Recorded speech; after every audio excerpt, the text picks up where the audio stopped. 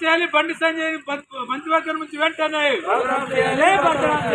జోహార్ గద్దరన్నకు, జోహార్ ప్రజాయుద్ధ నౌక గద్దరన్నకు, జోహార్ ప్రజాయుద్ధ గద్దరన్నకు, జోహార్ ప్రజాయుద్ధ గద్దరన్నకు, అమర్ హై గద్దరన్న,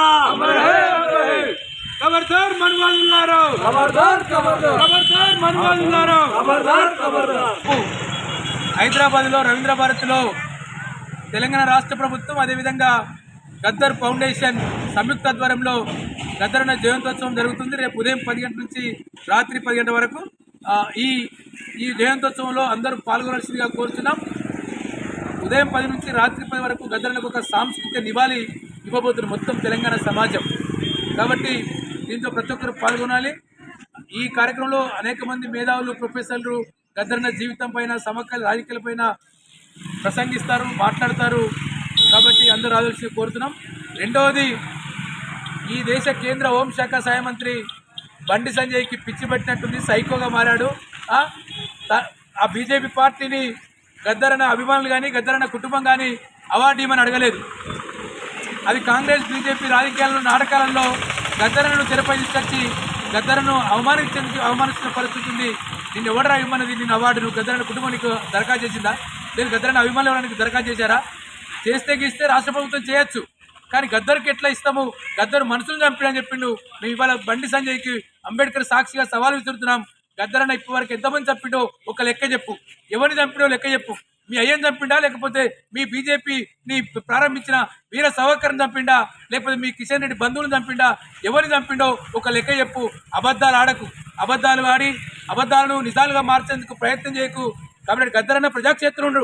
నువ్వు అన్నట్టు గద్దరన్న మావోయిస్ట్ పార్టీలో 40 ఏళ్ళు ఉన్నాడు, కానీ చివరిలో తన జీవితం అంతా పీడిత ప్రజల కోసం అంకించాడు. మొత్తం జీవితాన్ని బాబాసాహెబ్ అంబేద్కర్ రచించిన భారత రాజ్యాంగాన్ని చేతపట్టుకొని, బుద్ధుడు పట్టుకున్న పంచశీల జెండాను చేతపట్టుకొని మొత్తం తెలంగాణ అంతా తిరిగిండు. తెలంగాణ ప్రజలు చేతనం చేసిండు. ఆ రాజ్యాంగం అమలు కావాలని కోరాడు. మన ఇక్కడ బేస్గామలో కావచ్చు, ఇక్కడ చివరి జీవితంలో కాలకల్, మన ఉమ్మడి మెదక్ జిల్లాలో కాలకల్లో గద్దరన్న అంబేద్కర్ విగ్రహాన్ని ఆవిష్కరించాడు.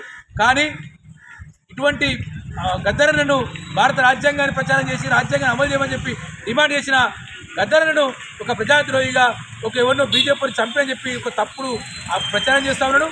ఒకటి గుర్తుపెట్టుకోవాలి, బండి సంజయ్ మీ ప్రధానమంత్రి మోడీయే. గద్దరన్న చనిపోయినప్పుడు గద్దరన్న భార్య విమలా గద్దర్కు ఒక లేఖ రాశాడు. గద్దర్ ఈ ప్రపంచాన్ని తన పాట ద్వారా చైతన్యం చేశాడు.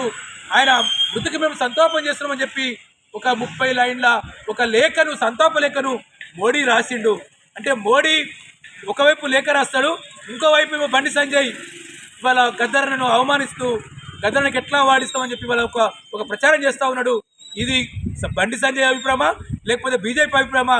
ఈ రాష్ట్ర బీజేపీ అధ్యక్షుడు కేంద్ర మంత్రి కిషన్ రెడ్డి గారు సమాధానం చెప్పాల్సిందిగా కోరుతా ఉన్నాం. ఒకవేళ అది బండి సంజయ్ అభిప్రాయం అయితే బండి సంజయ్ని మీ పార్టీ నుంచి బహిష్కరించండి, కేంద్ర హోంమంత్రి పదవి నుంచి తీసివేయండి, బర్తరఫ్ చేయండి. ఇట్లా అటువంటి వాడు అట్లా మాట్లాడితే మీకే, మీ పార్టీకే నష్టం అని చెప్పి మేము తెలియజేస్తా ఉన్నాం.